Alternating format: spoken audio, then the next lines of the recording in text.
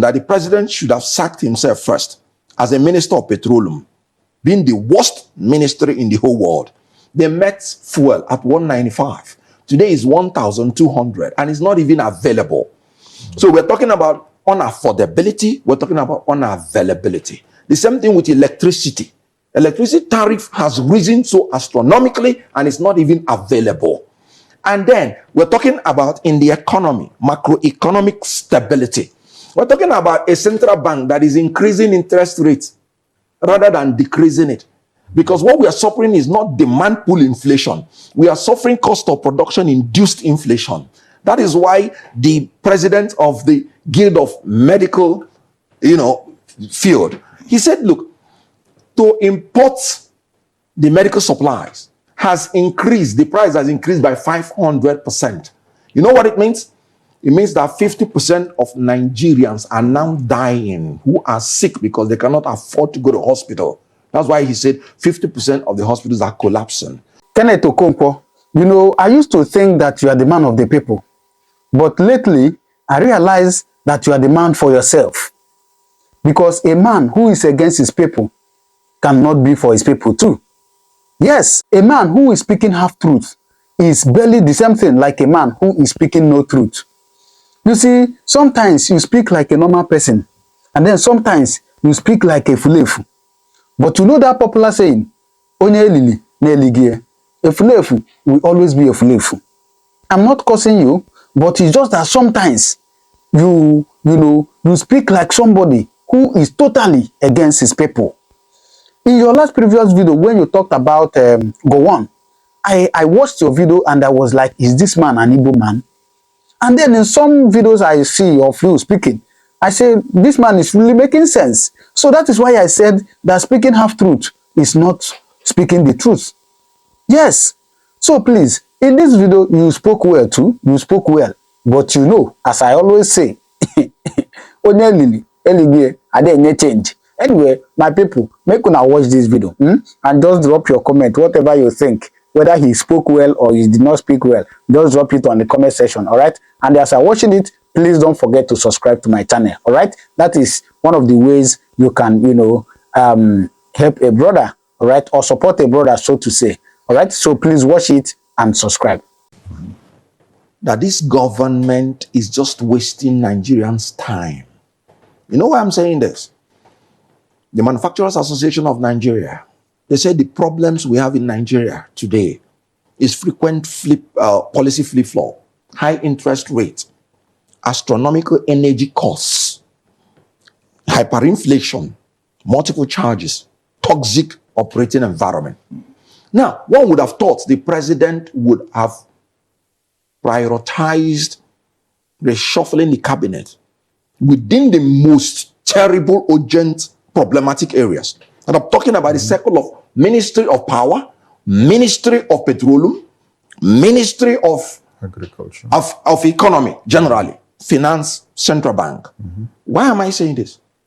Dr. Raymond Kuti, the president, Guild of Medical Directors, he said that 50% of private hospitals have collapsed. And he said the problem is from the operating expenses because of lack of electricity and medical supplies. This thing he said rotates around these four ministries that I'm saying. Today is almost 8 days and the entire North has not had light. And you're still keeping a minister of darkness that have told you that his only solution is that Nigerians should off their refrigerator.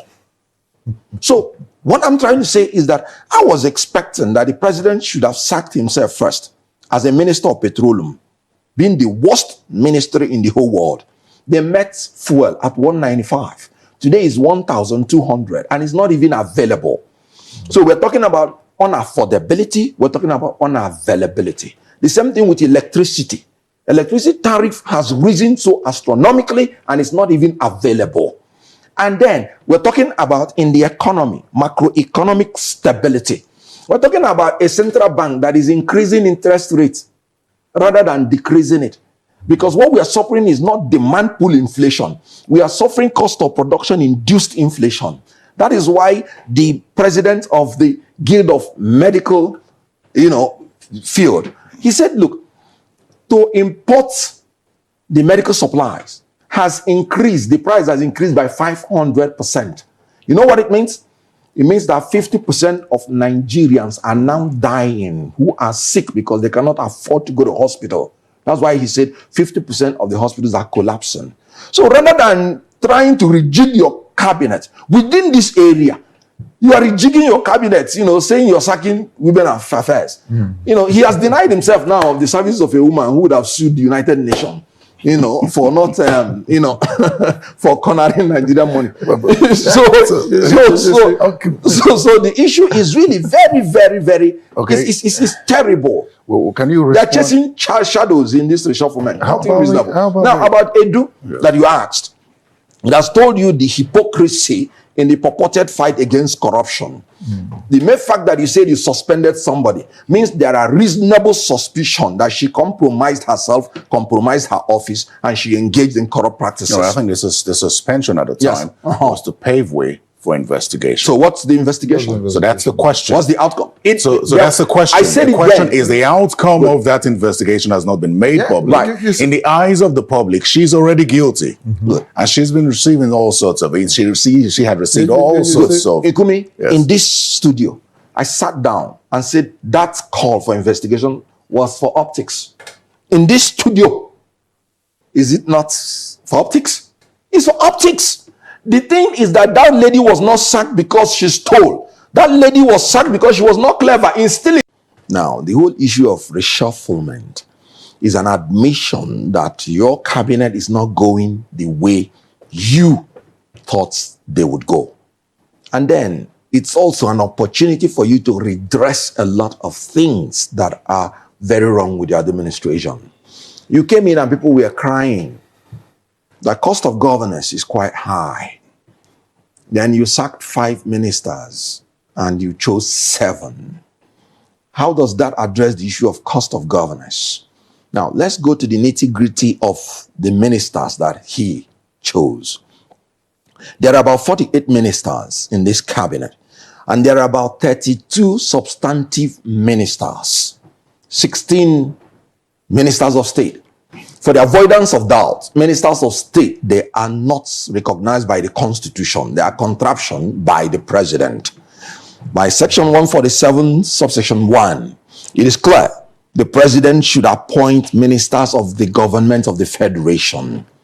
And by Section 147, subsection 3, it said that appointment must accord with Section 14.3 of the Constitution, which is the federal character principle, which states that the composition of every government and the conduct of its affairs must reflect the federal character.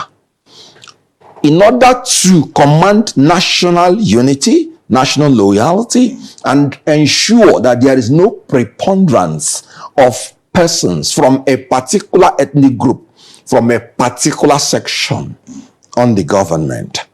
Now, this government has 8 substantive ministers from Southwest. That's about 25% of the 32 ministers in Nigeria.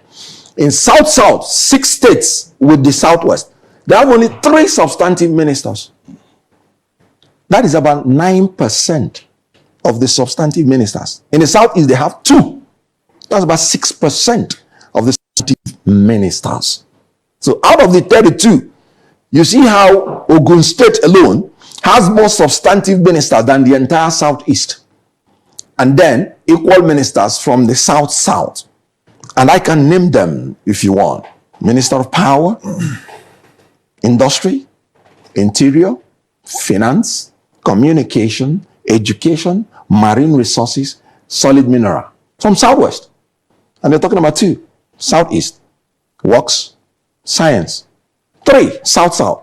You're talking about Southeast. 2 substantive ministers. Okay, substantive. You're Substantive. Specific. There is nothing like ministers of state. That's a contraption of the president. That is why Festus Keyamo said it at the FEC meeting that it's illegal.